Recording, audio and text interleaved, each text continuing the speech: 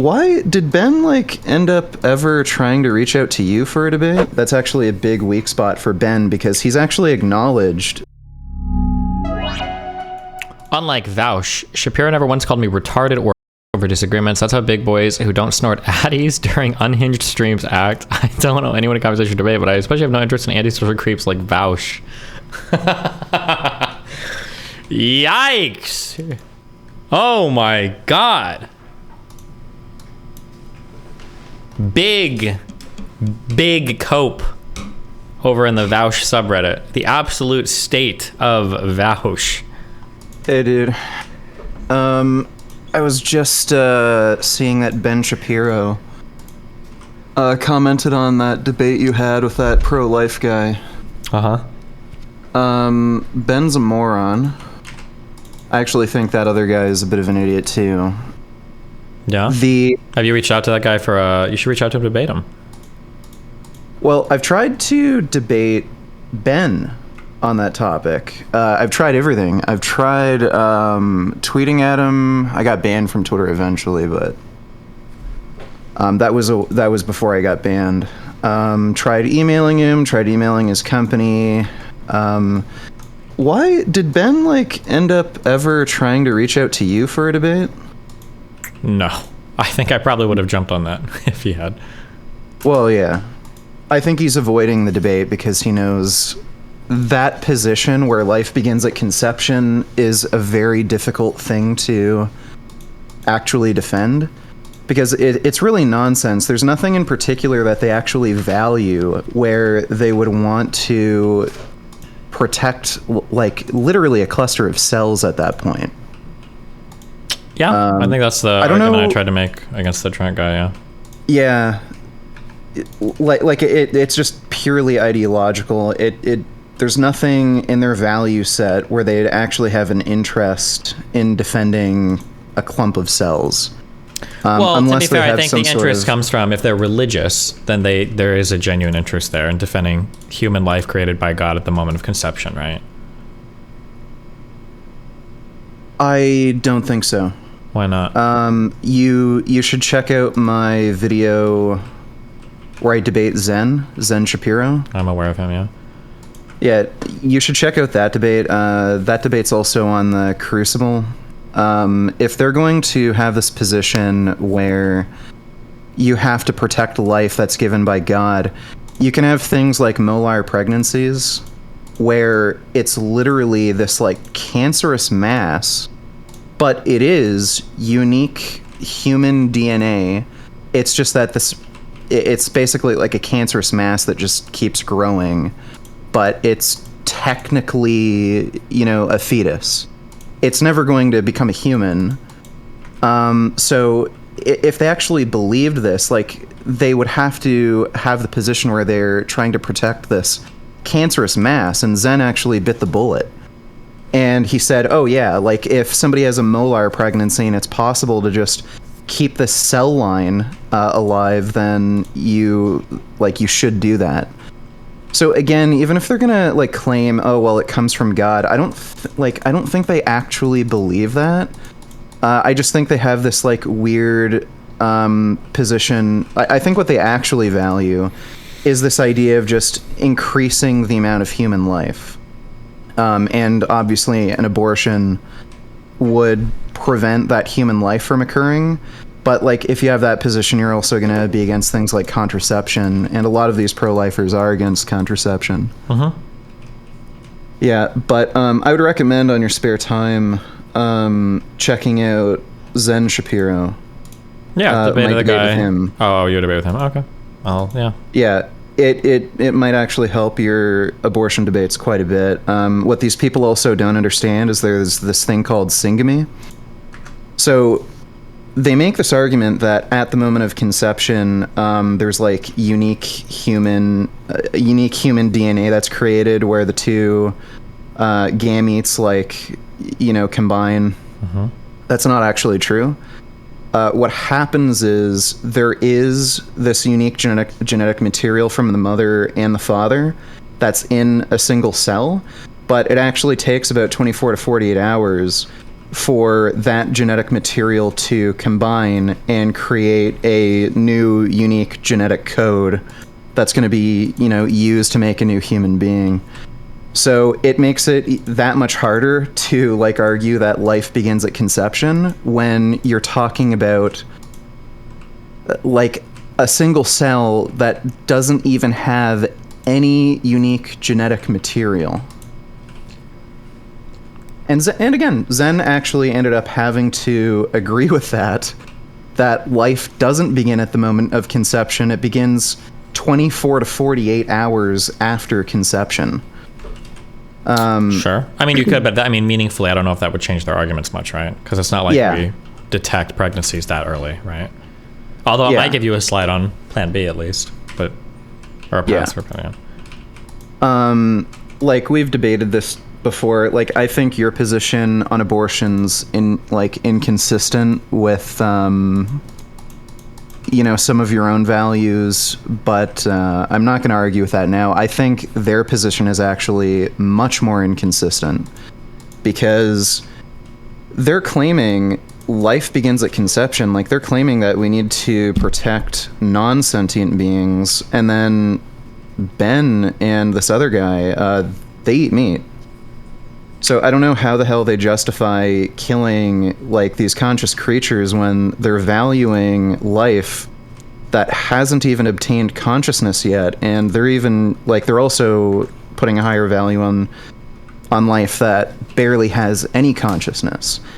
And that's actually a big weak spot for Ben, because he's actually acknowledged that veganism is at least a morally superior position.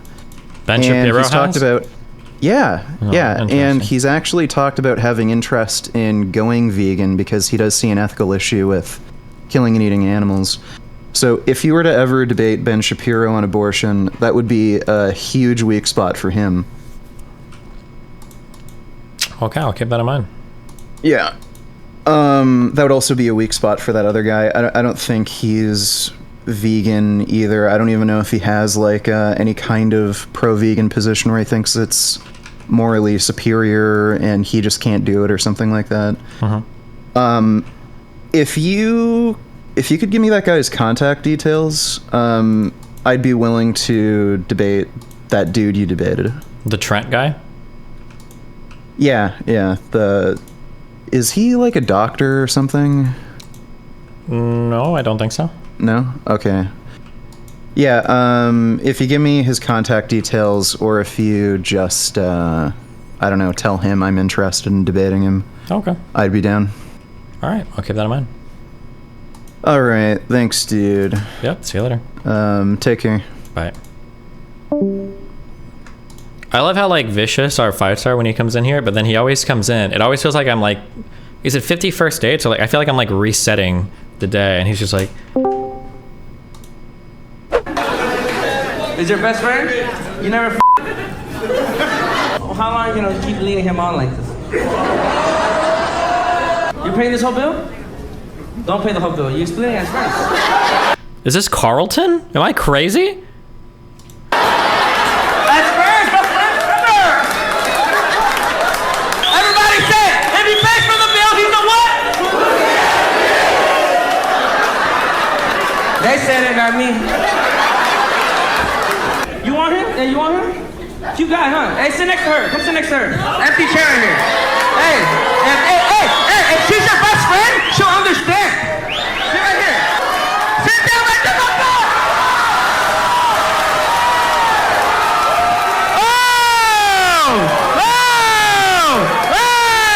I love you, boy.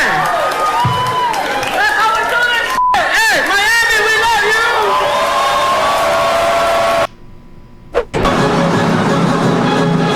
Curious how the fake news media didn't show the redistribution of the stolen goods just now. It's a sound you might not expect to hear outside of downtown Walgreens. The store is just one of several now playing classical music outside. But the tunes are not for ambiance. NBC5's Charlie Wojciechowski What the what is happening? explains. This was the scene last month at a South Loop 7-Eleven. a teen takeover had left the convenience store in shambles. The next day, while debris still littered the street, speakers on the building blared opera. Music is the new tool here at Walgreens stores in River North and Greektown as well. But the reason for the music, according to Walgreens, is not to attract shoppers, but rather to discourage people from hanging around the store.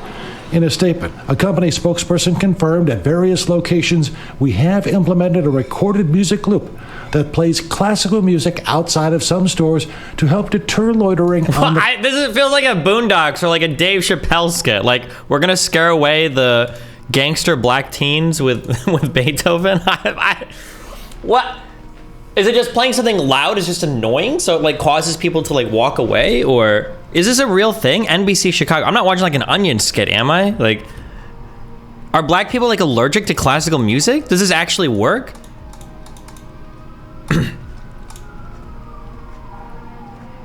Like, are they gonna start putting like libraries next to the most shoplifted items because they don't want to go near books either? I mean, I don't know. This seems like such a wacky premises. This is such a weird idea.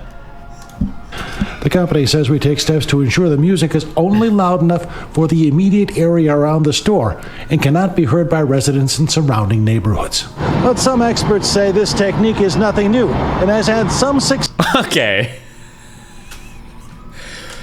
This is why I didn't like living in Poland for 3 months, okay? Bro, what the f is this name? Are you f serious? Bro. I lived in Warsaw for 3 months. Every single Polish street has some shit like this. What are we doing here? Can you imagine how many times this motherfucker spell his last name when he goes to the bank? When he gives his name for anything on the phone? Holy shit. Oh, just do my @ I'm Charlie Wojciechowski BC 5. Like, just, yeah, at me, bro. Jesus.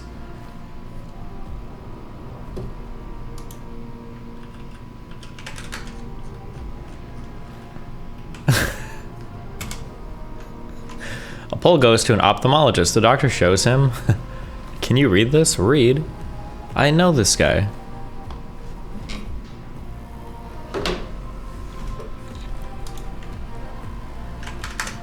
Success in other places. It works for the wrong reasons, though. It's going to move the problem. It's not going to solve anything. Lily Hirsch is a musicologist and author of the book Music in American Crime Prevention and Punishment. Wait. How is this such a big field of study that people are writing books on this? What do you do for work? I'm a musicologist. Musicologist? So like composition? No. I study the use of music as a crime deterrent outside shopping centers in American cities. That's a field of study? It's being used to demarcate Why does this person look like Pokemon's mom? Space and tell certain people, this is not your place. You need to leave. But for some residents of Greektown, the music meant to deter is starting to attract. Kind of makes me want to congregate around the store. I don't know. Doesn't bother me too much. No, I could stand here all day, I think. I like the box. Okay.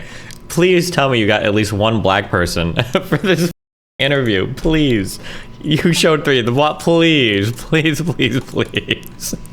Congregate around the store. I don't know. Doesn't bother me too much. No, I could stand here all day, I think. I like the Bach. The other 2 I could do without. In Greektown, Charlie Wojciechowski, NBC 5 News.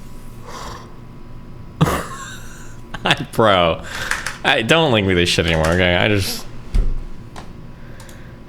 Musicology is music and society at large. Crime is a subsection of that field. Oh, well, today I learned. I had no idea.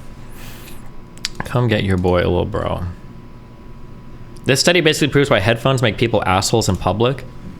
I think that cities should emit an incredibly weak... I'm sorry, a wondrous, rationally, and morally consistent one. I will never meet my dear leader again. Peace be upon him. P.S. Weebs rise, I clap.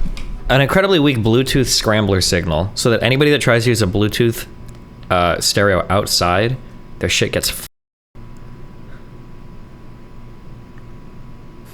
I can't believe people that walk around. Why do people do that shit? I notice people do it on bikes now too.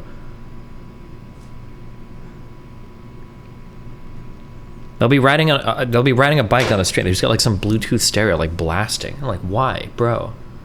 Trigger warning: hate speech, racism, anti-Semitism, homophobia, transphobia, pedophilia. I like how people can put trigger warning, so I know I'm probably not interested in almost anything you have to say. Okay, I'm good. See you next time, bucko.